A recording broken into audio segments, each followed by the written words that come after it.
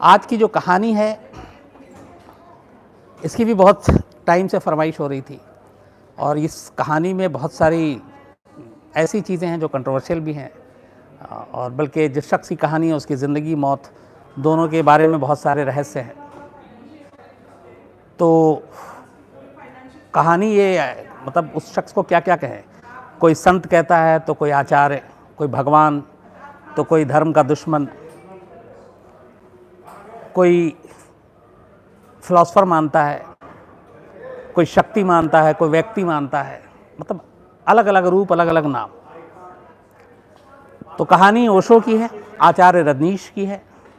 अब ओशो शब्द, हालांकि ये जब मैंने भी पहली बार सुना था मुझे लगा था उससे पहले मैंने कभी सुना नहीं है। ये एक लैटिन वर्ड है, लैटिन भाषा में एक वर्ड है जिस ओशनिक, तो उससे ये शब्द ओशो लिया गया है, जिसका मतलब होता है कि सागर में विलीन हो जाना, मतलब सागर में। और इसीलिए कई लोग ओशो को नदी भी बुलाते थे। तो ओशो की ज़िंदगी जो थी जैसी थी, उनकी मौत को लेकर भी बहुत सारे सवाल रहे और आज भी बहुत सारी चीज़ें हैं मौत को लेकर जिसके जवाब नहीं मिले। और ओशो की एक बात ये भी है कि जब वो एक बार वर्ल्ड में अलग अलग जगह पर जाकर अपने भक्तों से मिलना चाहते थे तो दुनिया की 21 कंट्री, 21 कंट्री, उसने अपने यहाँ ओशो को आने नहीं दिया, या अगर वो उतरे भी तो एयरपोर्ट से वापस कर दिया गया, क्योंकि उन लोगों को ये था कि ओशो की जो बातें हैं, ओशो जिस तरीके की चीज़ें कहते हैं, उनका जो कल्चरल बातें हैं, जो रिलीजियस बातें हैं, वो उनके अपने उससे मैच नहीं करता, मिलता नहीं है। और उन्हें ये भी लगता था कि सरकार के ख़िलाफ़ और बाकी के ख़िलाफ़ वो भड़का रहे हैं। इवन हिंदुस्तान में भी जब वो बात करते थे तो गांधी जी के हमेशा ख़िलाफ़ बोला। कम्युनिस्ट अपना दुश्मन मानते थे, जो हिंदू धर्म के ठेकेदार हैं उनको भी लगता था कि वो गलत है। तो बहुत सारी ऐसी चीज़ें थी और ऐसे बहुत सारे, चूँकि सैकड़ों किताबें लिखी, हज़ारों प्रवचन दिए।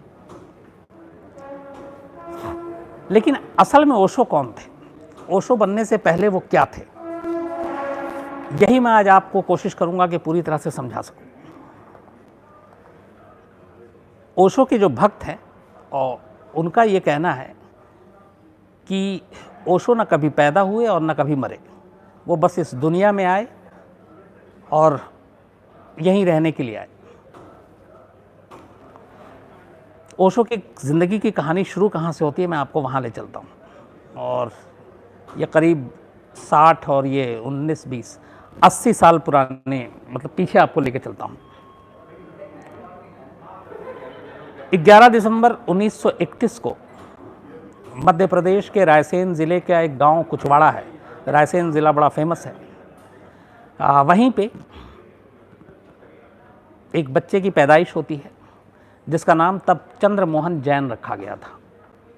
ओशो का असली नाम जो था वो चंद्रमोहन जैन था। गरीब घर में पैदाइश हुई थी, लेकिन ओशो पढ़ने लिखने में तेज़, ठीक ठाक तेज़ तरार थे। इसके बाद जबलपुर में उन्होंने अपना बचपन जो है नाना नानी के घर बिताया, क्योंकि नाना नानी थोड़े से पैसे से ज़्यादा अच्छे थे, उनकी पोजीशन अच्छी थी उनके अपने घर के मुकाबले। तो नाना नानी के पास रहे, वहीं से स्कूलिंग की और उन्होंने फ़िलॉसफी सब्जेक्ट चुना शुरुआत में ही। तो दर्शन शास्त्र की तरफ ज़्यादा झुकाव था। तो वहीं जबलपुर के कॉलेज में पहले पढ़ाई की और फिर ग्रेजुएशन करने के बाद मास्टर डिग्री लेने के लिए जबलपुर से निकलकर सागर यूनिवर्सिटी पहुँचे और सागर यूनिवर्सिटी से फ़िलॉसफी में, दर्शन शास्त्र में पोस्ट ग्रेजुएट किया। इसके बाद पढ़ाई के बाद चंद्र प्रकाश जैन वहीं रायपुर के ही एक संस्कृत कॉलेज है वहाँ पे लेक्चरर बन गए और लेक्चरर बनने के बाद पढ़ाई शुरू की। चूँकि एक तो फ़िलॉसफी के लेक्चरर, तो शुरू से ही जो उनकी बातें थी, जो उनकी सोच थी, वो बड़े, उस वक्त लोगों को लगता था कि ये अजीब है, ये कुछ क्रांतिकारी टाइप है। तो उनके तेवर से, उनके भाषण से जो मैनेजमेंट था कॉलेज का वो भी घबरा गया था, क्योंकि ऐसा लगता था कि वो कुछ बगावत के लिए उकसा रहे हैं, कुछ अजीब बातें कर रहे हैं, चाहे वो धर्म हो, चाहे वो सेक्स हो, चाहे वो रिलेशनशिप हो, चाहे वो पॉलिटिक्स हो, चाहे वो भगवान हो, तो हर एक के बारे में ओशो की जो राय थी वो जो अब तक लोग सुनते सुनाते आए थे उससे बिल्कुल डिफरेंट थी। तो उनके इसी बर्ताव की वजह से कॉलेज को लगा, जो रायपुर के संस्कृत कॉलेज है, तो कुछ वक्त के बाद ही ओशो को उस कॉलेज से, मतलब तब तो ओशो नहीं थे, चंद्रमोहन जैन को उस कॉलेज की नौकरी से हटा दिया गया। तो वहाँ से हटने के बाद अब फिर चंद्रमोहन निकलते हैं और जबलपुर यूनिवर्सिटी पहुँचते हैं और वहाँ पे पढ़ाना शुरू कर देते हैं। यूनिवर्सिटी में जब पढ़ा रहे थे तब उसके बाद फिर अचानक ये सारी चीज़ें होती हैं, तेवर वैसे ही थे। तो 1960 में फिर वो बाहर निकलते हैं कॉलेज से और बाहर निकलने के बाद जो बातचीत थी, जो उनके विचार थे, चूँकि ऑलरेडी फिलोसफर थे, वो लोगों तक पहुंचाना शुरू करते हैं। और उसी वक्त ये आइडिया आता है कि क्यों ना इंडिया घूमा जाए और इंडिया में घूम घूम के लोगों से बात की जाए और उनको अपनी बातें बताई जाए। तो 1960 से लेकर 1966 तक वो 6 साल के अंदर लगभग भारत के हर हिस्से को कवर करते हैं और पूरे भारत में घूमते हैं और जहाँ जहाँ जाकर वो अपना ज्ञान प्रचार ये सारे भाषण देते, वहाँ पे लोग फैन बनते जाते। धीरे धीरे लोगों के बीच में नाम बढ़ता गया कि भाई एक चंद्रमोहन जैन है जो इस तरह की बातें करता है। और जब पॉपुलैरिटी बढ़ी तो कुछ दुश्मन भी बढ़े। उस वक्त कम्युनिस्ट को लगा कि वो इनके खिलाफ हैं, उनके खिलाफ बात कर रहे हैं। जो गांधी के विचारधारा थे उसके भी खिलाफ बात कर रहे थे, तो जो गांधीवादी थे वो नाराज़ हो गए। तो जब ये सारी चीज़ें चल रही थी 1966 में वापस दूसरी नौकरी जो जबलपुर यूनिवर्सिटी में कर रहे थे, तब तक ओशो के बारे में, मतलब चंद्रमोहन जैन के बारे में ये चीज़ें आ गई थी कि वो इस तरह की बातें करते हैं, गांधी को भी बुरा भला कहते हैं, धर्म को भी भला बुरा। और तो जबलपुर यूनिवर्सिटी ने भी हाथ जोड़ लिए। उसने कहा भैया आपके लिए हमारे यहाँ नौकरी नहीं है, क्योंकि हमारे कॉलेज में फिर हंगामा हो जाएगा। तो जबलपुर यूनिवर्सिटी ने भी नौकरी से निकाल दिया। जब ये निकले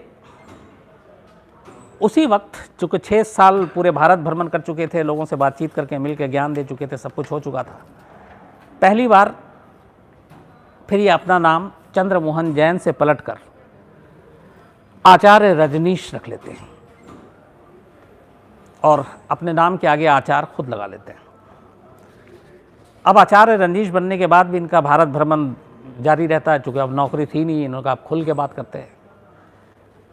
तो 66 में 66-67 में नौकरी जाती है। फिर ये घूमते घूमते 1968 में मुंबई पहुंचते हैं और जब मुंबई पहुंचे तो मुंबई के भारतीय विद्या भवन में एक बड़ा बेबाक भाषण दिया और अपने 5 मशहूर जो उनके उपदेश थे, जो प्रवचन थे, वो उसी मुंबई में तब 1966 में पहली बार दिया था। और तभी वहाँ पे जो 5 मशहूर उपदेशों की कड़ी में एक तो ये था कि दुनिया को सेक्स की ऊर्जा से मोक्ष के द्वार तक पहुँचाने का रास्ता बताया। उनके अपने सोच थे उसको लेकर, और इसको लेके फिर मीडिया में अचानक खबरें आनी शुरू हो गई कि एक शख्स है, एक आचार्य रजनीश है जो इस तरह की बातें करता है और इस सोसाइटी में पहली बार इस तरह कोई खुलकर सेक्स और इन तमाम चीज़ों की बातें कर रहा है। तो वो चीज़ें फैलती गई धीरे धीरे और इसी दौरान में बहुत सारी फिर इनके प्रवचन, ऑडियो कैसेट, किताबें, ये सारी चीज़ें आनी शुरू हो गई। ये सारी चीज़ें चल ही रही थी कि इसके बाद धीरे धीरे धीरे फॉलोअर्स की भी तादाद बढ़ रही थी। 1970 में पहली बार एक अब तक की जो सारी बातचीत थी उससे हटकर आचार्य रजनीश की तरफ पूरे देश का ध्यान जाता है और बल्कि दुनिया का जाता है। बड़ा फेमस टूरिस्ट स्पॉट है कुल्लू मनाली। तो वहीं 1970 में आचार्य रजनीश कुल्लू पहुंचते हैं और वहाँ पर जो सन्यास, अब तक हिंदुस्तान में हम लोग ये जानते हैं कि सन्यास का मतलब और सन्यासी का मतलब ये होता है मोह माया से अलग, दुनिया घर परिवार से अलग सन्यास ले लिया और बस वो अपनी ऊपर वाले के मगन में ही रहता है। आचार्य रजनीश ने सन्यास के डेफिनेशन को बदलने की पूरी कोशिश की और एक नया क्रांति ला दिया और वो था नव सन्यासी क्रांति। 1970 में इसकी बुनियाद रखी। अब नव सन्यासी क्रांति, कई लोग इसको नियो सन्यासी भी कहते हैं, कई लोग सांसारिक सन्यासी भी कहते हैं। तो ये एक नई परिभाषा लिख दी सन्यासी की, और इस सन्यासी की जो परिभाषा लिखी आचार्य रजनीश ने, उसका बेसिक जो टैग लाइन था वो ये था कि संसार से दूरी नहीं बल्कि संसार में रहते हुए सन्यास लो। मतलब आप ना घर छोड़ो, ना परिवार छोड़ो, ना दुनियादारी छोड़ो, ना रिश्तेदार छोड़ो, सब कुछ रहते हुए भी आप सन्यासी की ज़िंदगी जी सकते हो। और वो जीना कैसे है, वो भी जो रंग ढंग और वो जो स्टाइल था वो बिल्कुल ट्रेडिशनल सन्यासी के अब तक जो हम सब सुनते आए थे, देखते आए थे, पढ़ते आए थे, वो उससे बिल्कुल अलग। मतलब अपने लिए जियो, कोई इसमें इस सन्यासी के लिए धर्म कर्म का कोई काम नहीं, कोई गीता कुरान रामायण का इसका कोई पाठ नहीं करना, बस आप अपनी ज़िंदगी जियो और खुशी खुशी जियो, खुश रहो, नाचो गाओ संगीत के साथ। तो जब ये 1970 में कुल्लू में हुआ ये नव सन्यासी का पहली बार, तो लोग भी हैरान कि ये एक ऐसा सन्यासी, ये एक ऐसा एक धर्म का वो संगठन है। हालांकि धर्म को मानते नहीं थे आचार्य रजनीश। और वहीं पे पहली बार ये पढ़ा कि जो नव सन्यासी जो लोगों ने ज्वाइन किया आचार्य रजनीश को, उसमें देश और बाहर के बहुत ज़्यादा थे, विदेशी बहुत थे, महिला पुरुष दोनों। तो उनका नाम रखा गया, जो नव सन्यासी बने तो वहाँ पे जो महिलाएं थी उनको माँ, उनके आगे नाम के आगे माँ लगाया गया, और जो पुरुष थे उनके आगे स्वामी लगाया गया। गीत संगीत के बीच पहली बार आध्यात्म का जो चलन है वो यही 1970 में तब शुरू किया आचार्य रजनीश ने। अब ये सारी चीज़ें चल रही थी, उनके ज्ञान, उनकी राय धीरे धीरे मीडिया के ज़रिए लोगों तक पहुंच रही थी। अब जब ये सारे ख्याल और सारे विचार सामने आ रहे थे तो जो अपना परंपरागत हिंदू धर्म के कुछ लोग थे उनमें खलबली मच गई। जो कम्युनिस्ट थे उनके बीच में खलबली मच गई, क्योंकि वो साम्यवाद और समाजवाद की भी बातें आ रही थी। तो ये सब के बीच में धीरे धीरे चूँकि बुराइयाँ भी हो रही हैं, लोग भी जुड़ते जा रहे हैं। 1971 मतलब इस नव सन्यासी क्रांति के एक साल के बाद ही आचार्य रजनीश 1971 में खुद ही खुद को भगवान डिक्लेयर कर देते हैं और कहते हैं कि मैं भगवान हूँ। और उन्होंने दावा किया कि उनका वो ज्ञान प्राप्त हो गया जिसकी वजह से वो ये दावा कर रहे हैं कि वो भगवान है। और इसीलिए उस दिन से 1971 में आचार्य रजनीश की जगह की बजाय अब अपना नाम भगवान रजनीश रख लिया। अब लेके दोनों तरफ विरोध ज़्यादा था, हर तरफ उनकी बातों को लेकर। तो 1974 में फिर वो अपने आप को भगवान डिक्लेयर करने के 3 साल के बाद भगवान रजनीश, आचार्य रजनीश जो आप कहें, वो पुणे पहुंचते हैं और वहाँ पे एक ओशो कम्यून का गठन करते हैं। और उसमें उनके जितने भक्त थे वो वहाँ पे एक तरह से ये ओशो का हेडक्वार्टर था। तो वो देश विदेश से लोग आते हैं, ख़ासतौर पर विदेशी ज़्यादा थे। और अब वहाँ पे सारी चीज़ें वही होती हैं कि आध्यात्म के नाम पे मतलब आप बस अपने लिए जिए और बाकी चीज़ों से कोई मतलब नहीं है। तो उस वक्त इस पुणे के इस कम्यून में जो ओशो का सेंटर था, बड़े इल्ज़ाम भी लगे कि वहाँ अश्लीलता हो रही है, वहाँ सेक्स के नाम पे गंदगी परोसी जा रही है, और ड्रग्स की भी बातें आई कि लोग ड्रग्स ले रहे हैं। तो ये सारी चीज़ें चलती रही और इसको लेकर बहुत सारी उंगलियाँ भी उठी। इसी दौरान में 22 मई 1980 को आचार्य रजनीश के उनके अपने कुछ बातों पे जो धर्म को लेकर बाकी चीज़ों को हुआ था, उन पर एक बार जानलेवा हमला हुआ, एक चाकू से हमला भी किया गया, लेकिन वो हमला इतना खैर संगीन नहीं था। इसी बीच में बहुत सारे प्रवचन और किताब और ऑडियो कैसेट और वीडियो कैसेट के ज़रिए उनकी जो चीज़ें सामने आई, जिसने ओशो को और कंट्रोवर्शियल बना दिया। जैसे सबसे पहला जो शुरुआत हुई थी वो गांधी के विरोध को लेकर। वो गांधी की विचारधारा से बिल्कुल सहमत नहीं थे और ये भी कहा था कि गांधी अहिंसक नहीं बल्कि हिंसक है, और कई कंपैरिजन किया था गांधी का। तो उसको लेकर गांधीवादी नाराज़ हो गए थे। नव संन्यास जो आंदोलन शुरू किया 1970 में मनाली में, उसको लेके जो सन्यासी की पूरी बिरादरी थी वो नाराज़ हो गई कि ये सन्यासियों का मजाक है, सन्यासी इस तरह के जीवन नहीं बिताते हैं कि गीत संगीत पे आप डांस कर रहे हैं, आप सब कुछ कर रहे हैं। तो उसको लेके कंट्रोवर्सी हो गई। देन एक और बड़ी चीज़ अचानक आई ओशो की, और वो आई कि इस समाज में परिवार की ज़रूरत नहीं है। परिवार एक बंधन है, परिवार नहीं होना चाहिए। हर इंसान को हक है कि वो अपनी मर्ज़ी से जिए, अपने हिसाब से जिए, अपनी आज़ादी से जिए। और इसलिए जब परिवार की ज़रूरत नहीं है तो फिर शादी की भी ज़रूरत नहीं है, विवाह की भी ज़रूरत नहीं है। और विवाह एक बंधन है, दो लोगों को जबरन एक दूसरे का अचानक पति और पत्नी का नाम दे दिया जाता है कुछ रस्म करके, और फिर उनसे कहा जाता है कि आप आपस में प्यार करो। तो ये प्यार या प्रेम नहीं है। तो ये चीज़ें आई तो परिवार को लेकर और रिश्ते को लेकर और शादी को लेकर खिलाफ की शादी नहीं होनी चाहिए, परिवार ही नहीं होना चाहिए। इस पे काफ़ी हंगामा हुआ। बाद में और ज़्यादा जब हंगामा हुआ जब ये भी कहा कि परिवार और शादी के साथ साथ धर्म की भी ज़रूरत नहीं है, धर्म भी एक ढकोसला है और धर्म होना नहीं चाहिए। इसके बारे में कई जगह पे ये लिखा कि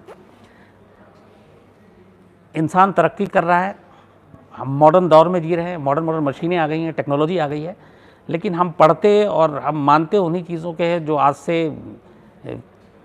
किस पुरानी सदी की चीज़ें हैं, और उसी को हम चलते आ रहे हैं। जबकि मशीनें नई आ गई हैं, मशीनें नए नए तरीके से काम कर रहे हैं, बट इंसान उसी सोच के साथ आगे बढ़ा। तो इंसान मॉडर्न नहीं बन पाया, इंसान आधुनिक नहीं बन पाया, क्योंकि वो उन पुराने धर्मों की चीज़ों पे ही आज भी चल रहा है। और धर्म सिर्फ लड़ाता है, भड़काता है, ये सारी चीज़ें जिस पे काफ़ी हंगामा हुआ। तो धर्म की भी ज़रूरत नहीं, परिवार की भी ज़रूरत नहीं, शादी की भी ज़रूरत नहीं। इसके अलावा फिर आया कि इस पूरी दुनिया में अलग अलग ये जो देश हैं, इनकी सरहद कोई होनी ही नहीं चाहिए, पूरी दुनिया में कोई सरहद नहीं होनी चाहिए। और उसको लेकर संयुक्त राष्ट्र संघ जो उसके ऊपर उंगली उठाई कि वो सिर्फ एक तमाशा है, वहाँ पे दुनिया के कोई मसले हल नहीं होते। तो उसकी जगह पे एक विश्व शासन होना चाहिए, और उस विश्व शासन में पूरी दुनिया के नुमाइंदे हों, और वही पूरी दुनिया में बस एक ही सरकार हो और पूरी दुनिया की वही सरकार चलाए। और इसलिए हर देश जो है वो अपनी सारी जो उसकी आर्मी है या हथियार हैं वो उस विश्व शासन के हवाले कर दे, क्योंकि जब कोई बॉर्डर नहीं है, सब एक हैं पूरी दुनिया में, तो फिर आप जंग किससे लड़ोगे। ये एक थॉट था जिसको लेके भी हंगामा हुआ। जाहिर सी बात है ये पॉसिबल भी नहीं था। फिर एक किताब लिखी थी संभोग से समाधि तक, जिसको लेके काफ़ी जो कंट्रोवर्सी, सबसे ज़्यादा बल्कि ये पढ़ा जाने वाला भी बुक था। तो ये सारी चीज़ें उसी वक्त एक साथ चल रही थी। और इसी वक्त एक ये भी हुआ था कि बहुत से लोग ओशो को, आचार्य रजनीश को पढ़ते थे और दूसरों को भी कहते थे पढ़ो, लेकिन साथ में एक हिदायत के साथ पढ़ो, लेकिन इस पर अमल मत करना। तो दोनों चीज़ें थी ये कि मतलब पढ़ने के लिए भी कह रहे हैं और ये भी कह रहे हैं कि अमल मत करना है इसको, क्योंकि वो उसमें सारी चीज़ें ही ऐसी थी। तो ये सब कुछ चल रहा था। तब तक 80 का दौर आ गया। भगवान बने हुए भी, अपने आप को डिक्लेयर किए हुए भी अब कई साल हो गए थे। इसी बीच में अचानक पुणे में ही ओशो की तबीयत थोड़ी ख़राब हो जाती है। तो उनके जो भक्त हैं वो कहते हैं कि आप इलाज के लिए बेहतर है कि आप अमेरिका आ जाएं। अच्छा, तब तक बहुत सारे भक्त पूरे दुनिया भर से आ रहे थे जो विदेशी थे, तो उनके बहुत सारे भक्तों ने ज़िद की कि आप अमेरिका आएँ, वहाँ इलाज करें। तो 1981 में ओशो अमेरिका पहुँचते हैं इलाज के लिए। जब इलाज के लिए गए तो थोड़े दिन के बाद इलाज कराया, सब कुछ ठीक हो गया। तो उन्होंने, भक्तों ने उनके कहा अमेरिका में कि अब आप कुछ दिन यहीं बिताइए, यहीं रहिए। और ओशो को रहने के लिए अमेरिका में मना लिया। अमेरिका की एक जगह है सेंट्रल ओरेगन। तो सेंट्रल ओरेगन में ये कहते हैं कि पूरा एक रेगिस्तानी इलाका है एकदम। तो सेंट्रल ओरेगन के रेगिस्तानी इलाके में ओशो के भक्तों ने बाकायदा ओशो के लिए 64 एकड़ ज़मीन खरीदी और वहाँ पे आश्रम बनाया और कहा कि ओशो आप यहीं रहेंगे। बाद में इस आश्रम का नाम रजनीशपुरम रखा गया, आचार्य रजनीश के ही नाम पर। कहते हैं कि करीब 10,000 ओशो के भक्त थे जो इसी रजनीशपुरम में वहाँ यूएस में रहते थे। और उनके रहने का, उनकी सारी जो चीज़ें थी रोज़मर्रा की, वो बिल्कुल अलग, डिफरेंट थी। उनको ये था, जो उनमें से निकल कर आए, उनके कई के इंटरव्यू भी हैं, कि वहाँ रहने के दौरान ये था कि आप दुनिया भूल जाओ, आपको जो करना है अपनी मर्ज़ी से करो, आप सोचो मत, आपके ऊपर कोई बंदिश नहीं होनी चाहिए, आप अपनी हिसाब से जियो, किसी के डर से नहीं जियो, किसी गिलानी से मत जियो, मतलब जो आपको जब जिस वक्त जो मन करे आप वैसे जियो। तो लोग वहाँ पे रहते थे, उसी हिसाब से जीते थे। कहते थे कि जब मन करता था बिना कपड़े के भी रहते थे, जब मन करता था नाचते थे, गाते थे, खाते थे, पीते थे, सोते थे, मतलब पूरी आज़ादी के साथ जियो। तो ये सब कुछ चल रहा था और उस पूरे रेगिस्तान में धीरे धीरे पूरा एक हरा भरा आश्रम बन गया रजनीशपुरम। और भक्त और आने लगे जिन जिन तक ये बात पहुंची। और कहते हैं कि ये धीरे धीरे भक्तों की तादाद वहाँ पे करीब 20,000 हो गई और उनके लिए फिर मकान वकान सब बनने शुरू हो गए और 5-10 हज़ार घर बन गए, एक छोटा सा एयरपोर्ट बन गया और जो बाकी शहर की ज़रूरत होती है वो सारी चीज़ें धीरे धीरे धीरे वहाँ पे डेवलप हो गई। ये भी कहते हैं कि ओशो की अपनी हवाई सेवा एयर रजनीश भी शुरू हो गई और उनकी खुद की पुलिस थी, सिक्योरिटी थी, इकोनॉमी थी और जो भक्त थे बहुत सारे पैसे वाले। आचार्य रजनीश की एक और भी चीज़ थी, वो ये कहते थे कि दरिद्र को नारायण कहना ये गलत है, क्योंकि दरिद्र को नारायण कहकर आप नारायण की पूजा कर रहे हैं, मतलब आप दरिद्र गरीब की पूजा कर रहे हैं, जबकि ये सही नहीं है। ये एक थॉट थी जो किताब में आई थी। बल्कि पहले जो अपने भक्तों को उनका हमेशा ये संदेश था कि पहले आप धन कमाओ, हैसियत बनाओ और उसके बाद साधना की तरफ आओ। जब आप गरीब रहोगे तो ये सब चीज़ नहीं कर पाओगे। तो जो भक्त थे जाहिर सी बात इस सोच से प्रभावित थे, तो बहुत सारे अमीर कहते हैं कि 100 तो करीब रोल्स रॉयस गाड़ी थी जो दुनिया की सबसे महंगी गाड़ियाँ, डिज़ाइनर कपड़े, तो ये सारे बहुत मतलब पैसे देखते ही देखते तो और धीरे धीरे संपत्ति भी बहुत ज़्यादा बढ़ती गई। तो वहाँ पे रहते हुए रजनीशपुरम में अब ओशो के जो विचार हैं वो धीरे धीरे अमेरिका तक पहुँची। अमेरिका तक पहुँची तो फिर ये हुआ कि ये किस तरीके की बातें कर रहा है, ये पूरा कल्चर सोसाइटी को बिगाड़ने की बातें हो रही हैं और वहाँ पे उस विचार से लोग डरे, सरकार भी डरी।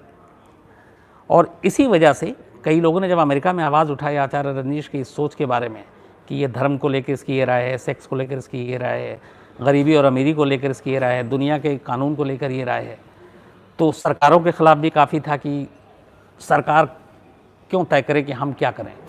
तो वो सारी चीज़ें जो है एक साथ उठने लगी। तो फिर उस वक्त रोनाल्ड रीगन थे यूएस के प्रेसिडेंट, तो उनके ऊपर प्रेशर आया तो फिर एक विदेशी जिस तरीके से जाकर वहाँ पे आश्रम बनाया गया रजनीशपुरम, ये सारे रहे, उसमें कुछ कानून में झोल निकाला गया और 81 के बाद 3 साल रहने के बाद 1984 में पहली बार ओशो के कुछ जो भक्त थे उनके ऊपर इल्ज़ाम लगा कि उन्होंने ऑर्गन शहर के लोगों को जहर देने की साजिश रची है और उनको गिरफ्तार किया गया।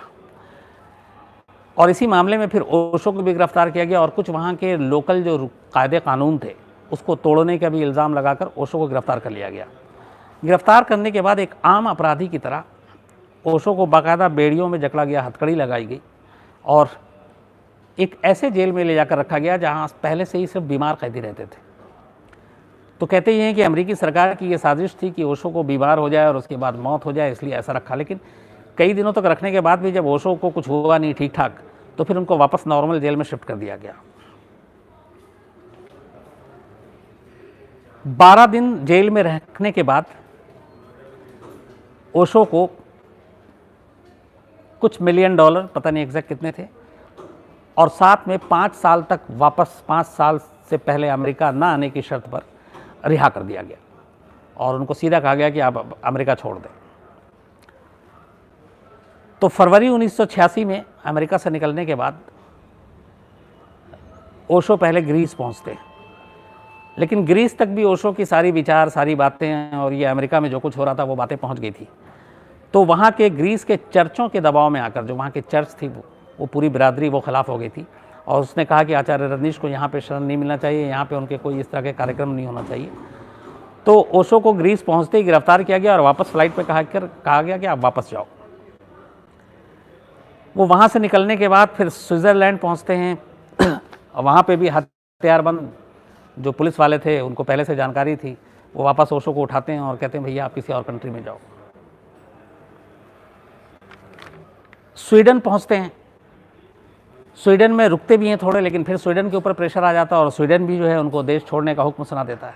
इसके बाद England, Ireland, Canada, Antigua, Holland, Germany, Italy, Russia, 21 country अलग अलग वो जाते हैं, लेकिन 21 के 21 मुल्क जो हैं वो आचार्य रजनीश को अपने यहाँ रहने से मना कर देते हैं और कहते हैं कि भैया आप यहाँ नहीं रह सकते, आप जाओ। तो इन सब जगह से निराश होकर मार्च 1986 में, मार्च नहीं कोई और महीना था, अमेरिका का एक देश है उरुग्वे, उसी के पास, तो वहाँ पे वो थोड़ी सी हिम्मत करता है और आचार्य रजनीश को, ओशो को शरण देता है। लेकिन थोड़े दिन के बाद उरुग्वे के ऊपर भी दबाव आ जाता है और रोनाल्ड रेगन सरकार दबाव डालती है कि आप यहाँ से ओशो को निकालो वरना आर्थिक पाबंदी लगा देंगे। तो उरुग्वे भी इस दबाव में आ जाता है और आचार्य रंजीश से फिर हाथ जोड़ता है कि भैया आप यहाँ से जाइए। और कहते हैं कि जिस दिन आचार्य रजनीश ने उरुग्वे छोड़ा उसके नेक्स्ट डे ही रोनाल्ड रेगन सरकार ने बाकायदा उरुग्वे के लिए $150 मिलियन की मदद का ऐलान भी किया था। ये उसके लिए एक मुआवजा था एक तरह से कि उनकी बात मानी। तो 21 देश अपने यहाँ कदम रखने से मना कर चुके थे, बाकी देश को तैयार नहीं था। आखिर में थक हार कर आचार्य रजनीश ने फैसला किया कि अब चलो पश्चिम ने तो अपनाया नहीं, पूरब में ही चलते हैं, अपने ही घर चलते हैं। और 1987 में वो वापस हिंदुस्तान लौट आते हैं। हिंदुस्तान आने के बाद एक बार फिर वही पुणे के जो ओशो कम्युन है वहाँ पे वो रहते हैं और अपना वही ज्ञान प्रवचन वो सारी चीज़ें चल रही थी और ज्ञान व्यान देते रहते हैं। लेकिन कहते हैं कि जब अमेरिका के जेल में ओशो थे बंद, जो 12 दिन रहे, तो उनको एक स्लो पॉइजन करके किसी दवा की शक्ल में स्लो पॉइजन दिया गया था, जिससे अचानक मौत नहीं होगी बल्कि धीरे धीरे बीमारी के बाद उस शक्ल में मौत होगी। ये एक साजिश की खबर आई थी। और थीलियम नाम का ये शायद एक धीमा जहर था, थीलियम, तो ये उस जेल में उस वक्त दिया गया था। ये कई लोग इल्ज़ाम लगाते हैं।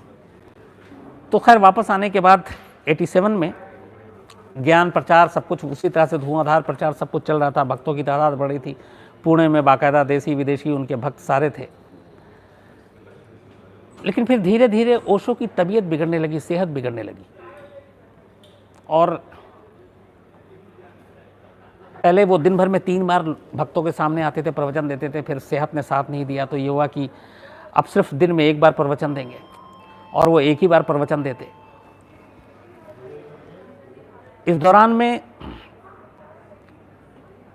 ये भी लगातार था कि ओशो चूँकि भगवान का दर्जा, भगवान दिए हुए तो भक्त ये मानते थे ये तो भगवान है, इस तरह से ये जाएंगे नहीं दुनिया से। लेकिन 19 जनवरी को अचानक करीब शाम 5 बजे इसी पुणे के ओशो कम्यून में 19 जनवरी 1990 ओशो की डेथ हो जाती है, ओशो की मौत हो जाती है। अब ओशो की 2 चीज़ थी। एक ये कि मौत का कभी मातम मत मनाओ, मौत का जश्न मनाओ। तो जितने भी उस ओशो सेंटर में रहते थे कम्युन में और किसी की डेथ हो जाती थी भक्त की, तो बाकायदा उसकी लाश और वो सारी चीज़ें करने का सब खुशी मनाते थे और नाचते थे, गाते थे, म्यूज़िक बजाते थे और फिर उसका अंतिम संस्कार करते थे। तो जब ओशो की मौत हुई थी, ओशो की मौत के बाद भी वैसे ही ओशो ने बाकायदा कहा था, तो कोई रोया नहीं, किसी ने मातम नहीं मनाया, बाकायदा जश्न मनाया गया और उसके बाद फिर अंतिम संस्कार किया गया। जो ओशो की समाधि है, बाकायदा उस समाधि पे जो लिखा हुआ है वो ये लिखा हुआ है कि वो ना कभी पैदा हुआ ना कभी वो मरा, वो तो बस इस धरती पर 11 दिसंबर 1931 से लेकर 19 जनवरी 1990 तक रहने के लिए आया था। ये समाधि पे लिखा हुआ है। अब ये सारी चीज़ें हो गई। इसके बाद अब अचानक जब ओशो की डेथ हो गई तो कहते हैं कि हज़ारों करोड़ रुपए के प्रॉपर्टी थे, न सिर्फ पुणे में बल्कि विदेशों में भी। तो उसको लेके अब कि उत्तराधिकारी कौन होगा और उस प्रॉपर्टी के कब्जे को लेकर, क्योंकि वसीयत कोई थी नहीं और कुछ वसीयत आई जो हाई कोर्ट में, अभी भी मुंबई हाई कोर्ट में, तो ये था कि फर्जी साइन थे, तो उसको लेके लड़ाई शुरू हो गई। जब ये लड़ाई शुरू हुई तो इसी बीच में एक खुलासा होता है ओशो की मौत को लेकर कि क्या ओशो की मौत नेचुरल थी या ओशो ने खुद अपना शरीर त्याग किया या फिर ये मर्डर है। अब ये क्यों चीज़ें आई, इसकी वजह ये थी कि जब इस विल को लेकर, पूरी प्रॉपर्टी के मालिकाना हक को लेकर लड़ाई चल रही थी तभी वो डॉक्टर जिसने आखिरी बार ओशो को देखा था, जिसने ओशो के डेथ सर्टिफिकेट पे साइन किया था, वो बाकायदा कोर्ट में हल्फनामा देकर एक बयान देता है और उसके बयान से ही ये भूचाल आता है और सारे शक और सवाल उठते हैं। डॉक्टर गोकुल कोकाणी इनका नाम था, ये पुणे के थे। इन्होंने जो कहानी सुनाई 19 तारीख की, जो मौत का दिन है, कि उस दिन क्या हुआ था, तो उस कहानी के हिसाब से उन्होंने कहा कि 19 जनवरी 1990 के दिन दोपहर के करीब 1 बजे होंगे जब ओशो आश्रम से फ़ोन आया डॉक्टर गोकुल कोकाणी के पास, और फ़ोन करने वाले ने ये कहा कि आप फटाफट एक लेटर हेड और इमरजेंसी किट लेकर, मेडिकल के इमरजेंसी किट लेकर ओशो आश्रम पहुँचे। तो इन्होंने पूछा क्या किसी की ज़्यादा तबीयत खराब है या कुछ हो गया? उन्होंने कहा नहीं, बस आप पहुँचिए। कोर्ट को दिए अपने हल्फनामे में डॉक्टर गोकुल ने यह कहा कि करीब 2 बजे ये फ़ोन आने के बाद 1 घंटे के अंदर वो वहाँ पहुँच जाते हैं, और वहाँ जब पहुँचते हैं तो उनके शिष्यों ने बताया कि ओशो जो है वो अपना देह त्याग कर रहे हैं, तो आप उन्हें बचा लीजिए। लेकिन जो करीबी लोग थे ओशो के, उन्होंने डॉक्टर गोकुल को ओशो के कमरे तक जाने नहीं दिया, बल्कि कहा कि आप यहीं रुकिए, और अगले 3 घंटे तक डॉक्टर गोकुल वहीं रहे। उनको ओशो से ना मिलने दिया गया, ना देखने दिया गया, ना कमरे तक ले जाने दिया गया। और 3 घंटे के बाद एक शख्स आता है और वो डॉक्टर को अंदर ले जाता है और कहता है कि ओशो ने अपना देह त्याग दिया है, आप इनका डेथ सर्टिफिकेट साइन कर दीजिए। तो इन्होंने जो बॉडी देखी, उन्होंने देखा कि कुछ खाने के कुछ वो थे मुंह और जहाँ कपड़े पे, और वो उल्टी जैसी कुछ चीज़ थी ओशो। और डॉक्टर गोकुल का कहना था कि वो ज़माने से जानते थे, तो वो अपने इन चीज़ों को लेके बड़ा एहतियात बरतते थे, तो उनका कभी कपड़ा इस तरह से गंदा नहीं हो सकता था, और मुंह में भी थोड़ा वो वॉमिट लगा हुआ था, तो उन्हें कुछ समझ में नहीं आया। तो खैर इन्होंने पूछा कि ये बताओ कि मौत की वजह क्या? तो उन्होंने कहा आप लिख दीजिए कोई भी हार्ट डिजीज़, ताकि पोस्टमार्टम ना हो, तो आप हार्ट अटैक है या कुछ भी आप लिख दें। तो ज़बरदस्ती मौत का रीज़न डॉक्टर गोकुल से लिखाया गया, ये उन्होंने अपने हल्फनामे में मुंबई हाई कोर्ट में कहा। अब इसके बाद एक तो पहली चीज़ ये, दूसरा उनके भक्तों ने 5 बजे के आसपास ये मौत होती है, बहुत ही सीक्रेसी रखी ओशो की मौत की खबर, और एक छोटा सा ऐलान होता है कि भगवान ने अपना शरीर त्याग दिया है।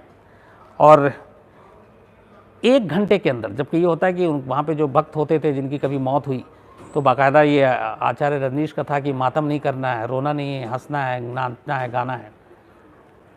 लेकिन मौत के 1 घंटे के अंदर अंदर ऐलान भी हो जाता है, और उस 1 घंटे के अंदर अंदर ये कोई भक्त वहाँ पे रोता धोता नहीं है, सब खुश भी होते हैं, लेकिन फटाफट अंतिम संस्कार कर दिया जाता है।